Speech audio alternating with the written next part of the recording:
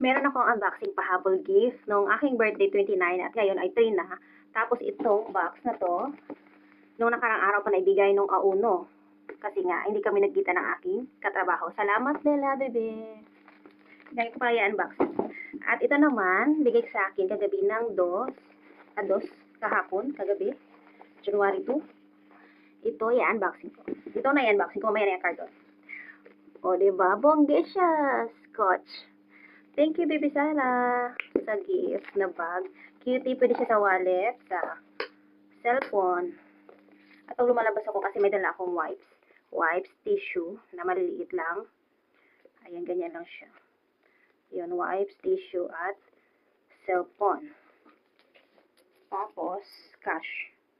At minsan hindi na ako nagdadala ng cash. Ano na lang, sa benefit. Minsan naman pag wala akong benefit, ayun, cash. No choice.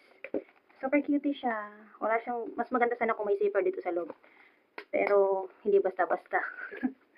Thank you sa gift. O, diba? Hindi na ako tatayo. Ganito na lang.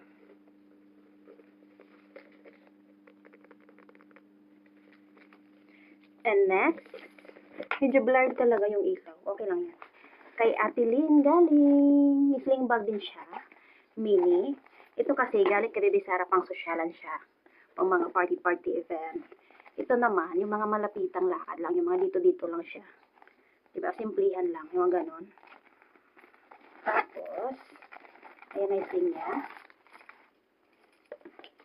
Ayan din siya sling. Pretty rin siya. Sa, kung ano-ano mga damit na kulay, pwede siya. Ito kasi may pagbabagayan na damit. Hindi siya pwede sa mga kulay-kulay na damit. Tapos pink ang bag mo. And fairness, cute. Thank you, Ate Lynn. Sayang kung maganda sana kung may pera.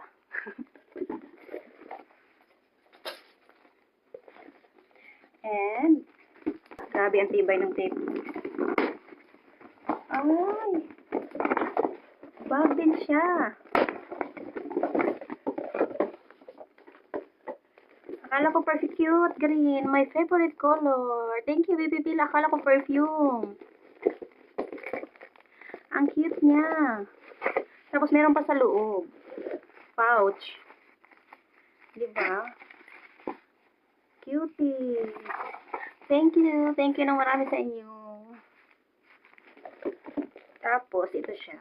Kung ayaw ko makita ang mga laman ng aking loob, ito. Lalagay ko lang ito, diba? Sa loob. Pero mas bet na siya kung ganito. Thank you, guys. I love you all.